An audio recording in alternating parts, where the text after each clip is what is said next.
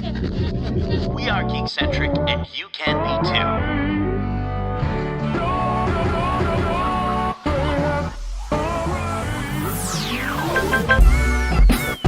Love ya.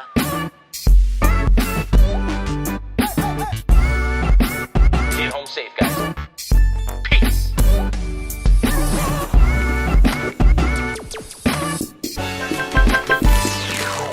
Welcome to the Geek Centric podcast, and welcome to our special Behind the Geeks episode for Indiana Jones and the Dial of Destiny. If you're joining us for the first time, we are Geek Centric, a podcast focusing on the world of movies, TV shows, games, toys, and collectibles, and all things Geek Centric. Joining me for this Behind the Geeks episode, he belongs in a museum. He's the archaeologist who's uncovered the treasure within my heart. He's Dr. Kevin, the Kali Ma Hudson. Are you saying I'm old or something? That I No, belong not in a museum. necessarily. I'm a relic from the past. I belong He's a behind relic glass. So kids on school field trips can stare and point at me. Hey, what better life would be out there for you, you know? Maybe if I'm one of those beautifully ornate pieces of history, I'll take that. That's how I'll picture it. There we go. They'll make statues after you. That's what it is. That's a You're lot of marble. statuesque human, I think. That's a lot of marble. Yeah. In this interview, we asked our guests, who we're gonna talk about in a moment. We do this thing where we pretend like people don't know who we've talked to, but if they read the title of the episode, they already know. We asked them if they were to recover from the set of this movie a famous relic, whether they would choose Indy's hat or his whip. Kevin, for yourself, which one would you go for? That's so tough. Like, he's such an iconic character that at this point, like, I can just picture a fully black silhouette of him. But in that silhouette, there's the hat. He's holding his whip all bound up, They're just so both intrinsically tied to the character. But the way Indy never leaves his hat behind. I mean, he's willing to get his arm chopped off by closing temple doors to make sure he recovers that hat. So that's clearly the prized possession. So I'm going for the hat because the two are tied for me, but for him, I think the hat takes it all. So I'm going for the hat. See, I'm going for the hat, but for a little bit of a different reason. I think I don't have the mental or physical dexterity to yield a whip. Like, have you whipped things before, Kevin? I've done it with like an extension cord for fun or something. You know what I mean? But and almost took out an eye. There is no, he gets that little scratch on his chin in Last Crusade, and that we learned that's where he gets the little scratch. The first time he ever wields a whip. That's all. Just a little nick on his chin. I am taking out an eyeball. I'm doing something horrible. I'm horribly maiming myself. I'm not going near a whip, man. Yeah. And I think the hat would be nice too, because the hat, as you said, it's instantly recognizable. You get so many people being like, yo, that's such a good replica. And you could be like, nah, brah. It's the real deal. The only problem is my head is too big. I'd never be able to wear it. It wouldn't fit. Mine too. God, I don't think my head will fit inside that thing either. Anyways, Kevin, I would love, if you don't mind, we're kind of beating around the whip. We're whipping around the bush. There you go. Can you tell our lovely listeners who we were joined by for this special Behind the Geeks episode? As we mentioned in the interview to our wonderful guests themselves, the Indiana Jones franchise is so renowned for its villains and for its awesome side characters. And so we got three of those such characters. We've got Shanette Renee Wilson, Boyd Holbrook, and I always like to put in front of a guy of this kind of magnitude, Mads Mikkelsen.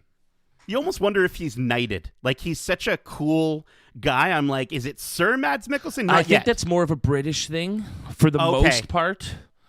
So he's not allowed to become a sir if he's not from the UK? What? I would not go out and say definitively that that's the case, but that would be my guess. If anyone's going to figure out how to become a sir, it's him. It would be the Mads Mikkelsen. Exactly. The Mads Mikkelsen. I love it. Yeah, Shawnette plays Agent Mason. Boyd plays Kleber, and Mads plays Jürgen Voller. the villains of the movie. And I think I'm still freaking out that we got to speak to the Mads Mikkelsen, who is just the coolest. He gives an even cooler answer for a question that I know both of us were not expecting that answer. Like, I didn't know how to respond. No. I mean, afterwards, it's like, oh, what else would he answer to that question? True. But at the time, it was like, oh, damn. Really? And, I wasn't expecting that we'd get so many, able to ask them so many questions. It felt like we had more time than we were anticipating. But I'm glad you were right there along with me, Kevin. If I was either your sidekick or you were mine. And I do want to mention that in the video version of this interview, which is now up on YouTube, go over there. Like, listen to this if you want, but, go over to the YouTube channel, youtube.com/geekcentric. You can check out there's a secret Easter egg hidden somewhere in the video. If you're feeling adventurous, if you're like a treasure hunter, go over to that video, leave a comment to tell us, what you found. But for everyone else who's driving or flying a plane or riding a horse, who can I really only hope there's listen no to us. pilots listening to us right now. they got a lot of instruments to focus on. Got a lot to focus on? Maybe. I think those things fly themselves these days. But listen, please enjoy our interview with Shawnette Renee Wilson, Boyd Holbrook, and Mads Mikkelsen. Hey, Shawnette, Boyd, and Mads. My name is Nate. And I'm Kev. Thank you so much for taking the time to chat with us today on the Geek Centric podcast. How are you all doing? Good. Good. Solid. Awesome. Well, you three were absolutely fantastic in the film. And, it's really cool. You might even call it destiny to be talking to you on the exact day that Raiders of the Lost Ark was released 42 years ago. And one of the reasons that these movies have endured all this time is because of the dastardly villains and memorable side characters. What was it like stepping into some of those roles? Shawnette, why don't we start with you? I think it was pretty incredible. I mean, I don't think I've seen a character that looks like me in the franchise, and to come in during the 1960s, there's uproar, there's a racial uproar, there's tension of war, there's incredible scientific feats, and just to be amongst that in my role as this field agent was pretty bizarre, but also really cool to be the first to kind of represent that within the franchise. Absolutely. And Boyd, Mads, you've got some big shoes to fill in your roles in this movie. What was that like? Well, it's surreal, right? I mean, believe it or not, I was around 42 years ago. I watched it, and you're just watching something that just blew you away. That had no idea I wanted to be an actor or anything. I just wanted to be that guy up on the screen. The good guy. So here I am. But it was surreal. I'm just super proud of being part of this and wrapping this absolutely fantastic journey up. Very cool. Boyd, filming for Dial of Destiny took place in a number of locations, including the UK, Italy, Morocco. Did you have a favorite place to hang out while you guys were making the movie? Yeah, I think the best place for us, for me at least, was in Morocco, because we shot this over the pandemic, and so usually we're basically in hazmat suits doing rehearsals or whatever, and then we get to Morocco and it's like, hey, nothing's going on here. So it's a breath of fresh air to behave openly without masks on or anything like that. Much more relaxing. Yeah. Well, this question's for all three of you. As everyone knows, Indiana Jones hates snakes. What is your why'd it have to be that terrifies you most? I hate snakes. I mean, I don't know about you guys, but in Kentucky, there's a lot of snakes. You have to be careful. I'm pretty. I'm facing my fear, but I'm pretty afraid of heights. I'm 5'10". I got a long way to go down, so heights I think will be mine. Nothing from us. Zombies? I don't know. I mean, you can always find yourself being afraid of things, but a zombie. That I do think about zombies. Zombies. Yeah. Wow. We were just talking before we came on the interview about VR and what it's like to be in VR. Did you guys ever consider using VR to face some of those fears? Oh, well, that would freak me out, but yeah, actually, yeah. Maybe that's see that. Maybe that's a new therapy. That's just around the corner. Yeah. There we go.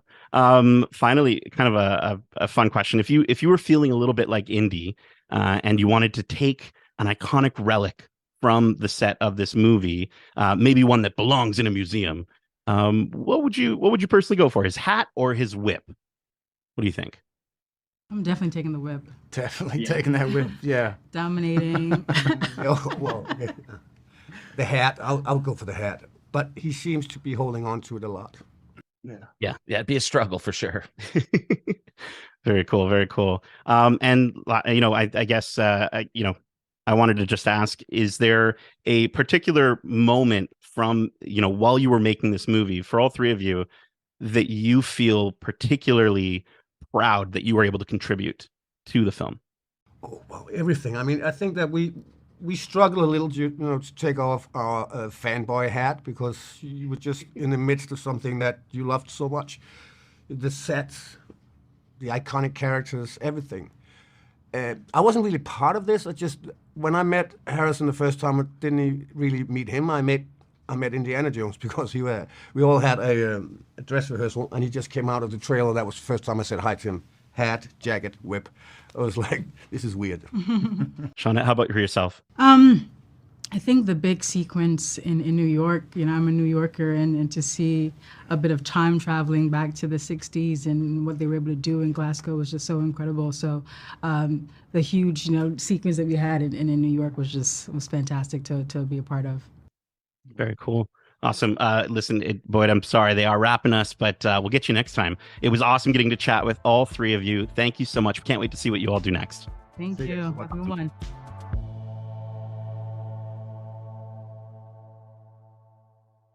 And we're back. Zombies, Kevin. Matt has a fear of zombies. And like I said before, at first I was taken off guard, but when it comes to somebody as cool as him, it has to be something ridiculous to scare him. It couldn't be the normal human stuff that scares the rest of us, heights snakes and bugs. And no, it's freaking zombies. Because that's the only thing that could take Mads down.